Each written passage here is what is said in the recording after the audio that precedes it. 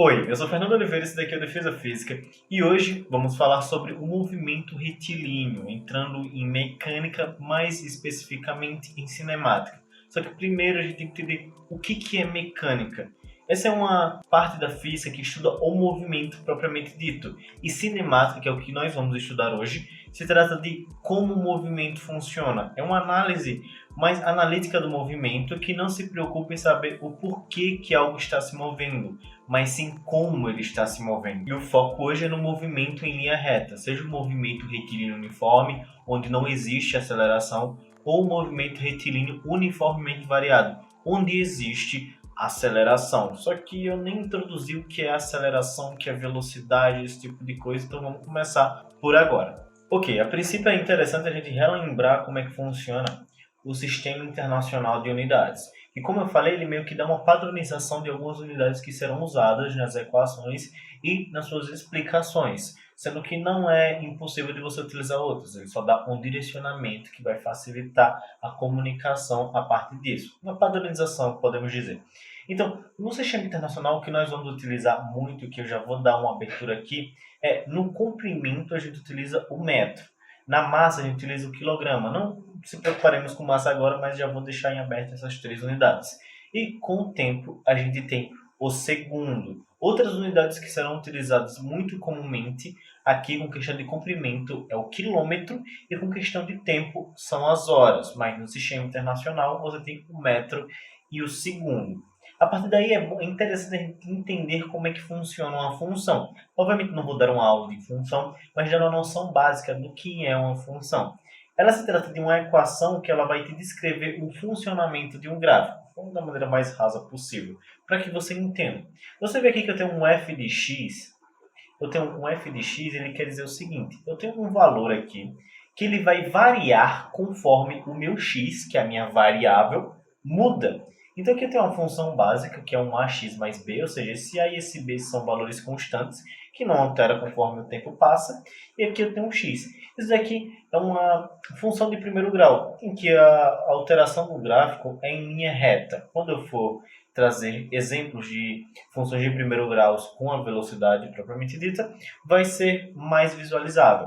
Aqui eu tenho uma função de segundo grau, em que você tem o x, que é a minha variável, mudando tanto em primeiro grau, tanto ao quadrado. Isso dá uma característica diferente do gráfico, mas que são bem semelhantes. Então, tendo a base de como esses dois funcionam, você consegue ver a padronização em outras questões.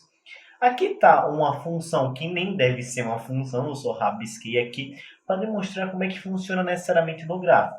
Então aqui eu teria um eixo que representaria o f de x, normalmente esse é o eixo y, mas aqui o nosso f de x, e eu tenho o meu x, ou seja, eu tenho aqui a função que ela vai variar conforme a minha variável muda. E cada ponto aqui desse gráfico que foi criado vai direcionar de um ponto de x até um ponto do meu f de x. Nesse caso aqui é f de x1 para x1 e f de x2 para x2. Claro que pode ser negativo, positivo, tudo bem. Então tem uma situação que numa função você tem uma equação aqui em que o valor que você vai receber conforme sua variável muda vai te trazer um valor da função que você vai ligar pontos no gráfico e a partir disso você vai chegar no resultado. Um gráfico, uma questão, uma coisinha bonitinha. Isso é muito mais comum você fazer na própria matemática, mas existem questões que você precisa montar gráfico, claro, sempre vai existir diferentes tipos de questões,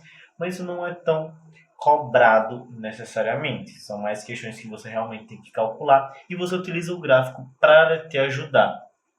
E agora, começando com a física propriamente dita, vamos tirar a nota de referencial. Por quê? Porque para você começar a analisar um movimento, analisar alguma coisa, é importante você ter o referencial de onde você está observando isso. Você não vai ficar se movimentando, correndo para ver, para analisar. Às vezes isso pode acontecer. Existem análises que ocorrem com corpos em movimento. Mas vamos se preocupar agora com corpos parados. Parados em relação a alguma coisa. Vai ser o mais básico do básico possível. Você está vendo aqui um sistema de coordenadas em que eu tenho uma variação de x no eixo x aqui, que ele vai variando aqui 10, 20 e 30 em centímetros. E aqui eu tenho um eixo y, aqui não é uma função, que realmente é um eixo de coordenadas. Então aqui seria o para cima e o para o lado. E a partir disso você tem uma demonstração de como funciona um sistema de coordenadas que está fixado em um ponto, ele não está se movimentando ao nosso ver, mas existe um corpo que nesse sistema ele está posicionado primeiramente aqui no ponto P, a 10 centímetros à direita e a 20 centímetros acima. Ou seja, a gente tem uma posição de um corpo. Essa posição é muito importante. Aqui eu tenho um sistema bidimensional, porém é comum você ter sistemas unidimensionais a princípio. Sistemas bidimensionais mais à frente com lançamentos. Porém, a princípio, a gente vai trabalhar mais com os unidimensionais. Só que aqui, para dar uma noção que nesse sistema de coordenadas, a distância do objeto vai depender da posição dele de acordo com o sistema. E essa posição pode variar. Como você pode ver, ou ele pode vir para o Q, que ele se movimenta na horizontal, ou ele pode ir para o S, ou pode ir para o R. Nesse caso, você tem uma variação dessa posição. E dessa variação da posição, você tem um movimento. O movimento de um corpo se dá pela variação da posição dele de acordo com o referencial. Obviamente que em alguns referenciais nós podemos estar parados. Eu estou parado aqui sentado, meu irmão está se mexendo, mas em tese eu estou parado. Só que se o referencial for fora da Terra, eu posso estar em movimento, porque a Terra está em movimento, e nesse caso eu estou me movimentando. Então é importante saber disso, porque a escolha do referencial é algo que vai ajudar muito você escolher um referencial fixo e se manter nele até o final da questão que você está respondendo. Ou de algo que você está analisando, não sei. Então, a partir dessa variação de movimento, essa variação da posição, é que vem a noção de velocidade. Velocidade essa que é uma taxa de variação. Entenda, quando o corpo ele se movimenta, sei lá, um carro está se movimentando na rodovia, é a noção que você tem que existe uma velocidade naquele corpo. Ele está se movimentando com determinada velocidade. E por que é uma taxa de variação? Porque ela vai indicar como você está variando a sua posição. É exatamente uma taxa de variação da posição conforme o tempo passa. A cada instante de tempo, esse corpo vai estar numa posição diferente. Ou na mesma posição se ele estiver parado. Aí você tem uma taxa de variação igual a zero, você tem uma velocidade nula. Essa é a noção. E as suas equações, a gente vai ter uma noção de velocidade média e velocidade instantânea, e aceleração média e aceleração instantânea. Então preste atenção. Quando você tem um corpo que ele se movimenta, ele vai em um carro, você sabe que ele nem sempre vai na mesma velocidade no trajeto inteiro. Mas se você quiser saber a média da velocidade dele, que é uma noção da sua velocidade bem ampla, não é algo bem específico de um momento, você vai pegar duas posições distintas, a posição final e a inicial, aqui caracterizado por esse delta, que seria o meu posição final menos a posição inicial. Esse S normalmente é utilizado por a noção de space. Mas é só uma letra, não se preocupe com isso. A letra serve para indicar algo. Então, se você entender o que essa letra está indicando, você está indo pelo caminho certo. Você vai pegar essas posições, essa variação da posição, e você vai dividir por quanto tempo ele se moveu, ou seja, a sua variação de tempo. Tempo final menos inicial. Sempre que tiver esse delta, você vai pegar o final e subtrair pelo inicial. Então, a partir daqui, você tem essa equação aqui. Posição final menos posição inicial, tempo final menos tempo inicial. Daqui você vê que você tem uma unidade de comprimento e uma unidade de tempo. No sistema internacional, isso vira metros por segundo. Quando você trabalha mais numa situação do dia a dia, você tem normalmente um quilômetros por hora, o carro se movimentando, por exemplo. Mas aqui você tem unidade de comprimento e unidade de tempo. Só que isso aqui é uma coisa muito ampla do movimento. Se você quer especificar, você tem a velocidade instantânea, que tem essa notação aqui que você não precisa se preocupar com essa matemática, a não ser que você realmente esteja indo a fundo da física e da matemática com cálculo, você vai ver isso daqui. Mas aqui é só uma noção de que, para você ter a velocidade instantânea, você vai ter uma situação em que essa variação de tempo ela vai tender a zero. Ou seja, essa variação de tempo vai ficar bem próximo de zero. É aquela noção de que se você quiser ver a velocidade num instante específico, você vai ter que trabalhar naquele instante. A matemática para trabalhar com isso é um pouco mais avançada, não vou mostrar aqui. Mas é só a noção do que está acontecendo. E como a velocidade trabalha com uma taxa de variação da posição, você vê que a velocidade pode variar, que é a famosa aceleração, que é muito comum de se falar. E essa aceleração, ela vai ser a variação da velocidade pela variação do tempo. A taxa de variação, basicamente, da velocidade pelo tempo. Assim como a velocidade é para a posição. Tem, obviamente, umas mudanças na lógica física, mas vamos atribuir essa maneira para fixar melhor na cabeça por enquanto. E da mesma maneira que você tem como calcular a velocidade instantânea, você tem como calcular a aceleração instantânea. Com a mesma notação, quando você pega essa variação de tempo e tende ao zero. Tende a um número muito pequeno, que você vai meio que dizer que é aquele instante. Mas por enquanto vamos trabalhar com as médias, e vai ter momentos em que a média vai ser igual à velocidade instantânea, e também vai ter equações específicas que te traz uma velocidade instantânea, que não é tão complexa, que já é padronizada em um movimento específico. E é interessante saber também, com essas questões de referencial, que tanto a velocidade quanto a aceleração vão ter sinais, positivo ou negativo. A velocidade, quando tem um sinal positivo, quer dizer que ela está indo para um lado. Vamos dizer no movimento dimensional em que a gente atribui que o positivo é para a direita, é o mais comum de acontecer, e o negativo é para a esquerda. Isso quer dizer que se você tem uma velocidade positiva, o corpo está indo para a direita. Se você tem uma velocidade negativa, o corpo está indo para a esquerda. Agora, com aceleração, tem uma coisa que às vezes confunde um pouco a cabeça das pessoas, que é sobre o seu sinal. Porque não necessariamente se a aceleração for negativa é que você está freando algo. Vamos dizer, se a aceleração for positiva, ele vai fazer com que a velocidade, caso ela seja positiva, aumente. Mas se a velocidade for negativa, ela vai diminuir. Então, se eu tenho uma aceleração positiva para uma velocidade negativa, eu tenho diminuição da velocidade. Porque o sentido da aceleração é para a direita e a velocidade negativa é para a esquerda. Você tem um conflito. Agora, se você tem uma aceleração negativa para uma velocidade negativa, esse módulo vai aumentar. Então, se a aceleração está apontando para a esquerda e a velocidade também está apontando para a esquerda, você tem um módulo aumentando e você está acelerando. Então, aqui eu já mostrei uma situação em que a aceleração positiva pode ser o freio e que a aceleração negativa pode ser o acelerador. Mas se você tiver uma aceleração positiva com uma velocidade positiva, pela lógica, você não precisa decorar isso aqui, é só você usar a lógica da sua cabeça do comportamento. Então, se eu tenho uma aceleração positiva com velocidade positiva, eu tenho um aumento.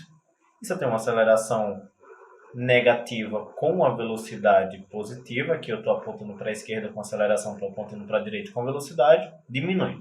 Então lembre-se sempre disso, essa lógica para as questões. E você tem, obviamente, esse comportamento, você tem uma explicação disso daqui num gráfico. E no gráfico aqui também é um gráfico não tão bonito, eu vou mostrar isso daqui por quê. Tem como você representar essa variação do espaço, essa variação do tempo num gráfico. Aqui eu tenho um gráfico da posição, não é mais o f de x, aqui realmente é a posição, em função do tempo. E aqui você vê que a posição ela vai variando conforme o tempo passa. Tranquilo? Aqui o ponto inicial 0. Quando eu tenho uma noção de velocidade média, é simplesmente pegar aqui, ó. Eu tenho uma posição inicial num tempo inicial, é esse ponto. Eu tenho uma posição final num tempo final, é esse outro ponto. Daqui, se eu pegar uma reta e fazer isso daqui, eu tenho, ligando esses dois pontos, uma secante que traça dois pontos no gráfico, no mínimo. E a partir daqui eu tenho o seguinte, se eu pegar essa base aqui, você vê que eu consigo fazer um triângulo retângulo, um triângulo com 90 graus aqui. Para quem não está ligado, aqui é um triângulo retângulo, aqui eu tenho um cateto, aqui eu tenho hipotenusa. Triângulo, 3 lados. E aqui eu vou ter um ângulo. Não se importa se a letra grega você nunca viu, é simplesmente representando um ângulo. Por que eu estou fazendo isso? Se liga, se eu pego esse tempo final e subtraio esse tempo inicial, aqui eu tenho um ΔT. Se eu pego essa posição final e subtraio essa posição inicial, aqui eu tenho um ΔS. Velocidade média vai ser o meu ΔS sobre ΔT, concorda? E ΔS sobre ΔT, para você que já estudou trigonometria, isso daqui vai ser mão na roda. Mas para quem não estudou, tem uma coisa chamada tangente. A tangente ela é o cateto oposto sobre o cateto adjacente.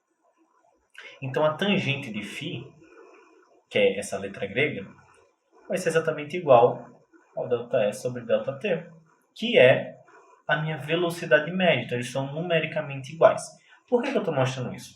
Porque num gráfico, esse ângulo aqui, ele vai estar atrelado com a taxa de variação. Então, quando você vai estudar a função, esse ângulo aqui é importante. Entende? Porque ele vai dizer como esse gráfico vai variar. Só que aqui você vê que é bem distante, é uma uma reta bem distante, você tem a velocidade média, que dá em 2 pontos específicos. E a velocidade instantânea, como eu falei, é você pegar esse ΔT e tender ele a zero, tender esse ponto. Daqui você teria uma noção que a sua velocidade é a tangente exatamente nesse ponto aqui. Entende? Que é a minha taxa de variação nesse ponto e que você percebe que ela vai variando, ou seja, você tem uma velocidade que ela vai variando conforme o tempo passa nesse gráfico aqui, que não precisa saber necessariamente como, porque eu só rabisquei aqui. Mas essa é a natureza da velocidade. É uma taxa de variação que mostra como a posição altera conforme o tempo passa. E o que faz essa variação, essa taxa de variação mudar é a aceleração. Existem situações que você pode ter aceleração da aceleração, da aceleração, da aceleração. Com toda certeza. É só você ir seguindo o mesmo princípio que eu demonstrei. Mas num gráfico você tem essa situação que eu vou demonstrar melhor nas questões ao final. Eu vou ter aqui um sistema de unidade, que é só uma dica que inclusive é importante você saber, com a situação de metros por segundo e quilômetros por hora. Porque nem sempre você vai ter metros por segundo e nem sempre você vai ter quilômetros por hora. E você vai precisar converter um para o outro. E nesse caso você tem aqui que de metros por segundo para quilômetros por hora, você multiplica por 3,6. E de quilômetros por hora para metros por segundo, você divide por 3,6. Como eu sou uma pessoa que não curte muito deixar assim solto o que você precisa fazer, eu vou explicar o porquê que acontece isso.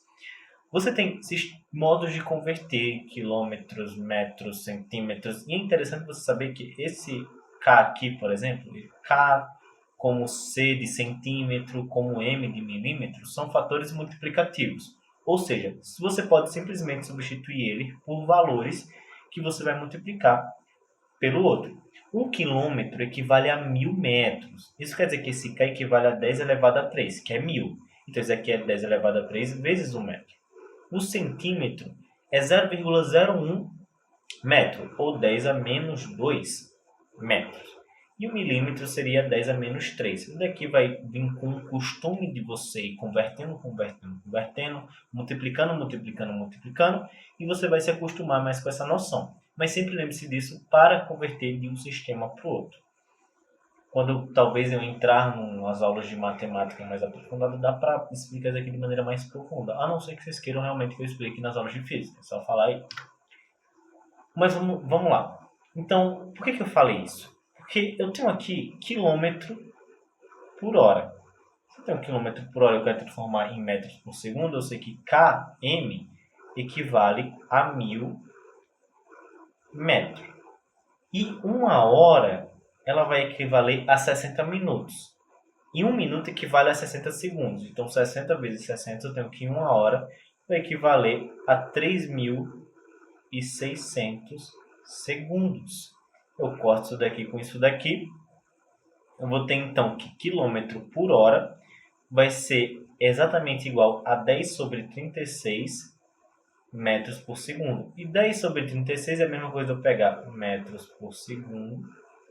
Eu vou multiplicar aqui por 36 vezes 10 a menos 1. Eu passei para baixo com esse sinalzinho aqui trocado. Potenciação, a regra de potenciação. Isso aqui vai ser metros por segundo multiplicado por 1 sobre 3,6, que é a mesma coisa que dividir. Então, quilômetro por hora, como foi demonstrado aqui, ele vai ser a mesma coisa que você pegar, você divide por 3,6 e você chega em metros por segundo.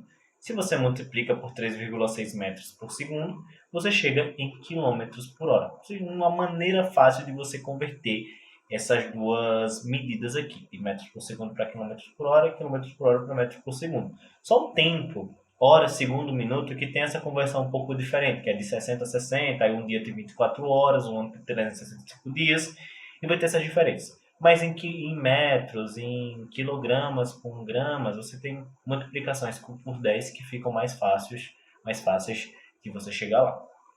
Dito isso, vamos entrar em como funcionam as funções do movimento, propriamente dito. Você vai ter a função do movimento retilíneo uniforme, que vai trabalhar com o movimento, como fala que é um movimento em linha reta, você trabalha só com uma dimensão, e ele é uniforme, ou seja, a sua velocidade não varia. Então, sabe aquele esquema de você calcular a velocidade média? Então, você utiliza para calcular a velocidade instantânea aqui, porque como a velocidade é a mesma sempre, então você vai continuar com a mesma velocidade, que vai ser o ΔS sobre ΔT. E você tem essa função aqui que ela vai descrever como muda a posição, como já foi mencionado, em função do tempo. Ou seja, conforme o tempo passa, é conhecido como uma equação horária do espaço. Que o nome você lembra, equação horária, horária é tempo, hora. Do espaço, do espaço. Então daqui, por exemplo, para eu chegar nela, eu vou fazer o seguinte. Eu tenho que a velocidade vai ser o meu ΔS. Só que o meu ΔT, eu vou atribuir que a posição inicial era quando o tempo inicial era zero. Ou seja, no instante inicial. Então eu vou botar aqui tempo final menos zero, é o tempo final. Então, boto que isso daqui, eu passo o tempo multiplicando para cima, V vezes T, vai ser igual a S menos S0, posição inicial. Então, boto que a posição vai ser igual à posição inicial, que sempre vai ser a mesma posição inicial. Não vai ser em todas essas questões, mas a posição inicial não vai variar conforme o tempo passa. Mais a velocidade do corpo vezes o tempo. Basicamente isso. Então, daí você tem uma equação básica que vai te dizer a posição final de um corpo conforme o tempo passa, com base na sua taxa de variação da posição, vezes mais a sua posição inicial. Só que no movimento retilíneo uniformemente variado é quando existe uma aceleração e essa aceleração é constante, ou seja, o que antes era a velocidade constante, você tem agora uma aceleração constante. Então você muda um pouquinho. A posição ela vai variar dessa maneira aqui. Vai ser o S igual a S0 mais V0T mais AT quadrado sobre 2. Ainda é a equação horária do espaço, porque condiz com a mesma lógica. Equação horária do espaço.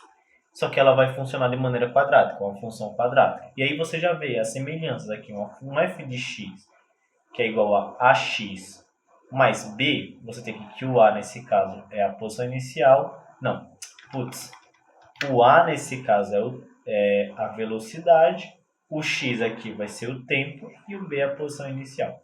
Nesse caso aqui, um f de x, que vai ser igual a ax quadrado mais bx mais c, você tem que o a, no caso, vai ser igual ao a aceleração. X quadrado é o tempo quadrado. Você tem esse 2 aqui que é uma constante.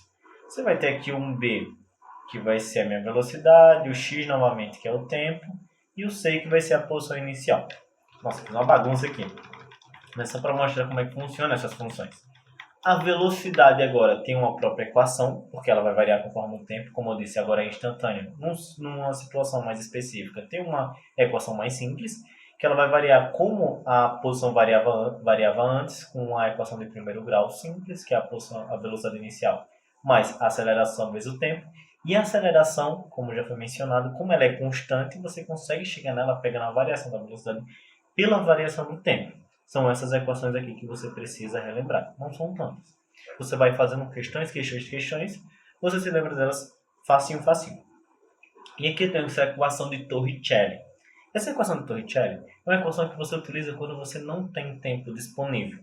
Quando você não tem um tempo, você vê que ela não é uma função em função do tempo, mas ela te dá algumas coisas, como a velocidade, ou talvez a aceleração, ou a variação do espaço. Depende do que você quer. E eu vou mostrar aqui como é que chega nela, porque como eu mencionei, eu não gosto de deixar as coisas necessariamente soltas no ar. Eu gosto de mostrar como é que chega nessas coisas. Para ela, eu preciso utilizar as duas equações básicas aqui, a da posição em função do tempo e da velocidade em função do tempo. O que eu vou fazer? Eu vou pegar essa velocidade em função do tempo e vou isolar o tempo para substituir o que é o tempo nessa outra equação aqui. Se liga. O tempo ele vai ser igual a ΔV, porque eu peguei o V0, passei para cá, subtraindo, e V final menos V inicial é ΔV, dividido pela aceleração. Perfeito. Não é tão complexo. Então, a partir daí, eu venho para essa equação e substituo. Eu vou passar o S0 para cá como ΔS, vai ficar S menos de S0, fica ΔS, vai ser igual a velocidade inicial vezes o tempo, que é a variação da velocidade dividido por A, mais aceleração vezes a variação da velocidade ao quadrado dividido por 2 vezes o A ao quadrado. Eu não vou explicar tão profundo, porque para não deixar o vídeo tão grande, mas vou mostrar a matemática disso daqui. Então, eu tenho o ΔS vai ser igual a... Eu vou fazer o MMC aqui embaixo, eu vou cortar, no caso, primeiro esse A quadrado com esse A, eu boto aqui embaixo 2A. Então aqui, 2A, eu vou multiplicar essa parte aqui por 2, porque eu pego 2A dividido por A, dá 2, multiplico aqui 2V0 ΔV, mais ΔV ao quadrado. Só que o que é esse ΔV ao quadrado? Esse ΔV ao quadrado é o V final menos o V inicial ao quadrado, que vai ser exatamente igual a V quadrado menos 2V0 V mais V0 quadrado. E eu tenho esse 2V0 ΔV, que vai ser 2V0 multiplicado por V menos V0. Então, isso daqui dá 2V0 V menos 2V0 quadrado. Por que eu fiz isso? Porque essa equação aqui eu vou ter o seguinte. 2V0V menos 2V0 quadrado mais V quadrado, que é esse caso aqui, menos 2V0V mais V0 quadrado. Eu divido tudo por 2A. Daqui eu vou só cortar. 2V0V menos 2V0V, isso daqui. V0 menos 2V0, aqui vai dar V0 quadrado. Eu esqueci de falar o quadrado. Só que é menos. Então, no final, eu tenho que ΔS seria igual a V quadrado menos V0 quadrado dividido por 2A. Então, passo 2A para cá, multiplicando. 2A ΔS vai ser igual a V quadrado menos V0 quadrado. E eu tenho aqui que V0 quadrado, V quadrado no caso, vai ser igual a V0 quadrado mais 2A ΔS. Essa é a equação aqui de trás. Fiz uma maneira explicativa e rápida para não ficar tão longo o vídeo. Só que óbvio que tem maneiras de você lembrar dessas equações que podem te ajudar, mas que elas não trazem a lógica física, mas às vezes você pode utilizar para lembrar da equação caso você esqueça na cabeça. Aqui teria o sorvete, S igual a S0 mais VT. Sorvetão, S igual a S0 mais V0T AT quadrado sobre 2. Aqui é o vovô ateu, V igual a V0 mais AT, vovô ateu. Aqui, na aceleração do traço sobre ΔT, sei lá, não tenho o que lembrar. E aqui eu tenho uma que é um pouco chulo, que as pessoas falam, mas que acontece, que é o vovô traçou vovó mais duas amigas suas. Um pouco nojento, talvez, mas o nojento faz você lembrar dessa equação. E agora a gente vai ver como é que funcionam os gráficos dessas situações específicas. No movimento retilíneo uniforme, você tem uma situação em que a posição ela sempre vai moldar de maneira retilínea.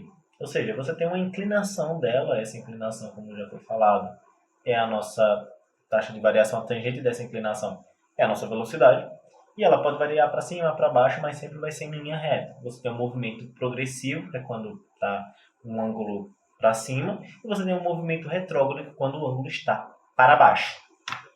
E você vai ter aqui, no movimento retilíneo uniforme, você vai ter o gráfico da posição. Aqui embaixo ele vai ser de uma função de segundo grau, ou seja, ele vai ter uma concavidade. Você tem que, quando a aceleração ela é positiva, você tem esse movimento aqui, que ora o movimento é retrógrado, ora o movimento é progressivo.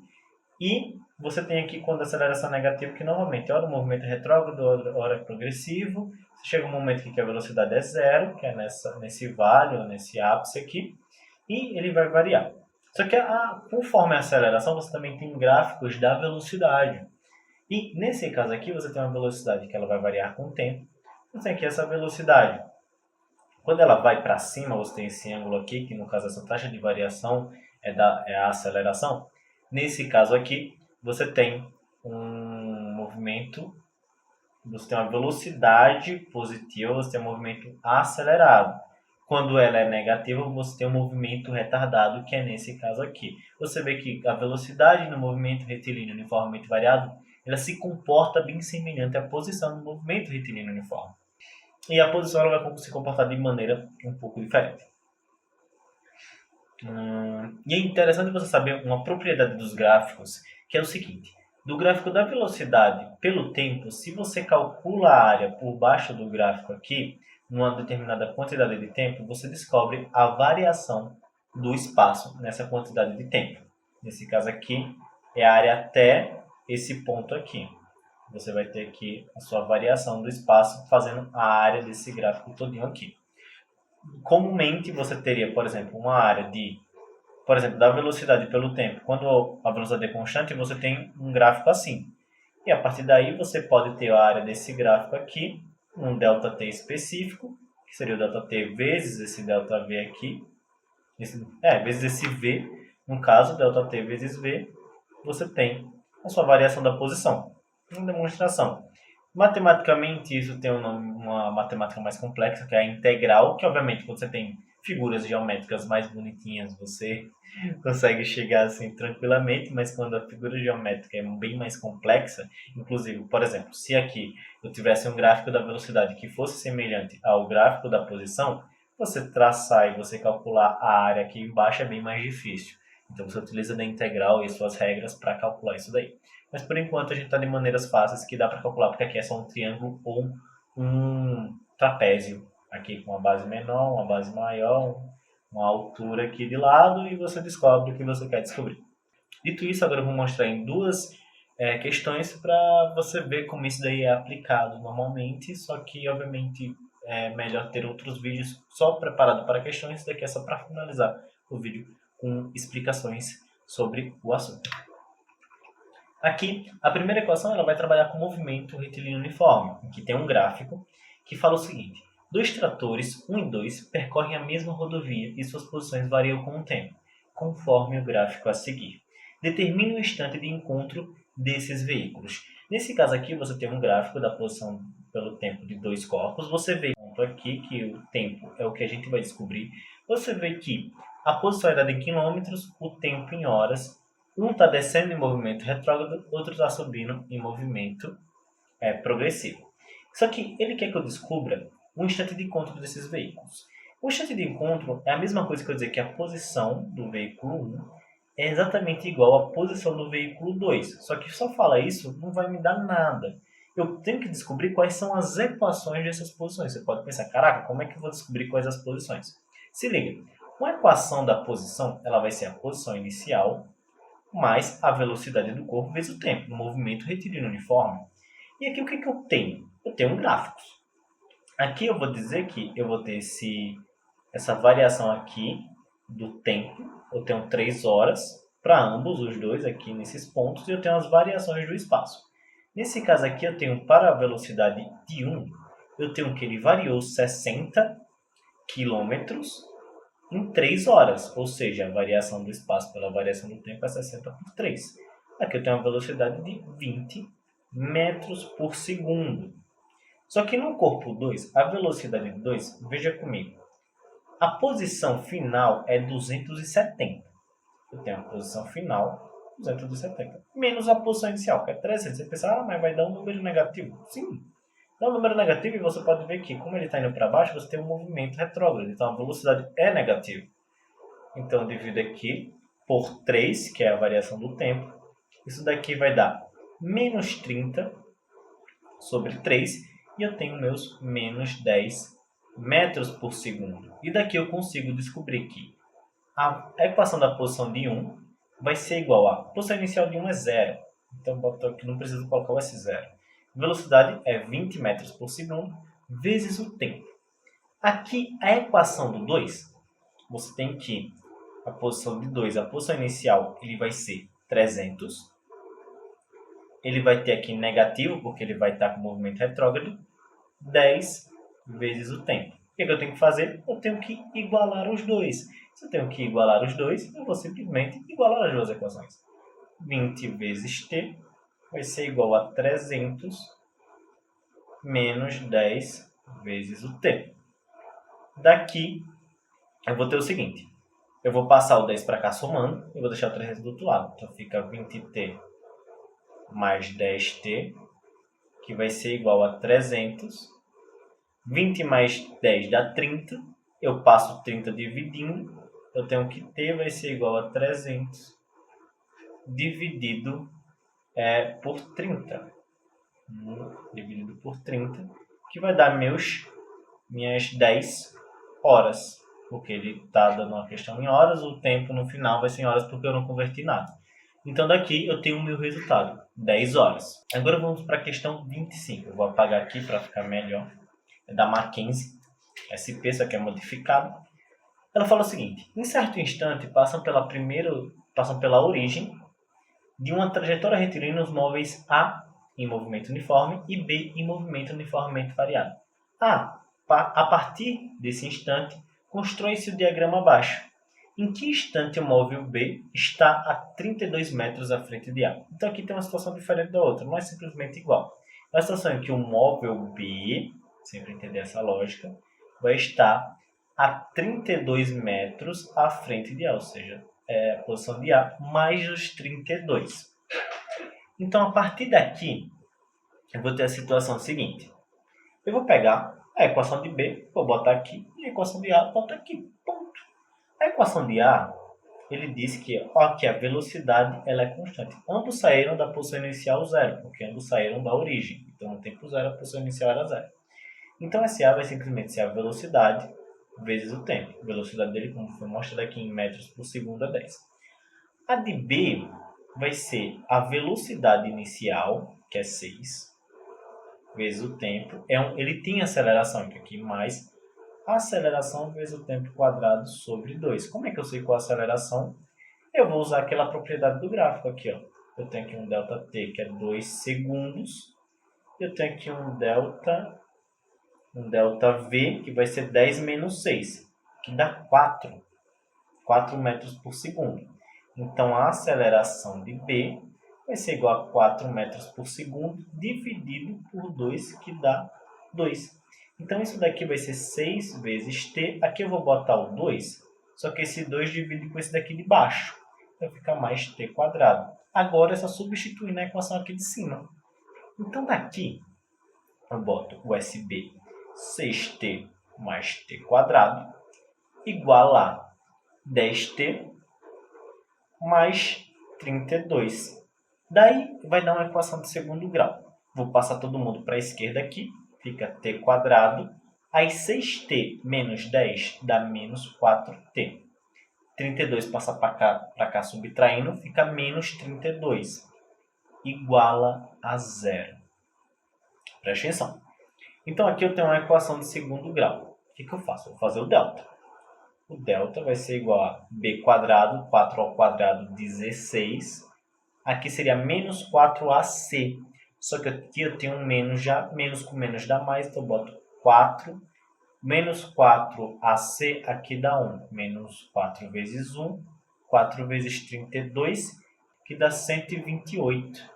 E isso daqui dá 144. Aí eu teria aquele t' e t duas linhas.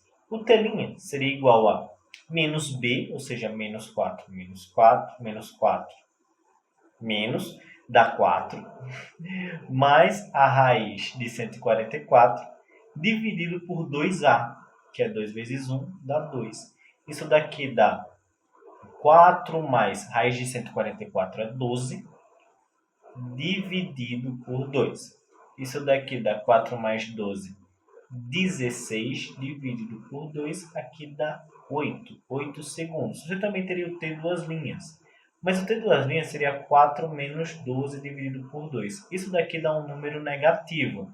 E o número negativo não é interessante para a gente, porque você poderia ter uma interpretação, isso começou antes de você contar o tempo. Mas ele falou que os dois começaram, aqui passaram pela origem em certo instante, e a gente vai só calcular com a situação de depois. Enfim, o número negativo não vai ter sentido físico nesse caso, porque vai ser tempo negativo. A gente não vai trabalhar com tempo negativo. Então aqui a resposta seria 8 segundos, que é a resposta da nossa questão. E eu espero realmente que tenha ficado entendido o que eu acabei de explicar aqui. Tanto as questões quanto o conteúdo em si, que eu já peguei 3 conteúdos normalmente do ensino médio, talvez o bimestre inteiro, dependendo da pessoa, da escola que a pessoa estuda, e apliquei. Eu espero realmente que tenha ficado entendido para você que está assistindo. E se você acha que eu ensino bem, quiser que é um bom conteúdo, não deixe de enviar para um amigo seu, para alguém que vai se interessar por isso aqui e aprender e estudar com isso. E lembre-se sempre de fazer questões, essas questões aqui eu tirei do livro Tópicos de Física. E deixa o seu like aí e se inscreve para você receber novos vídeos. Muito obrigado por ter ficado até aqui. Qualquer coisa pode colocar nos comentários se eu estou explicando rápido demais, devagar demais, se o vídeo está muito longo, se eu devo dividir, etc. Pode dar suas sugestões, eu estou aberto a qualquer sugestão. Então é isso. Muito obrigado e tchau!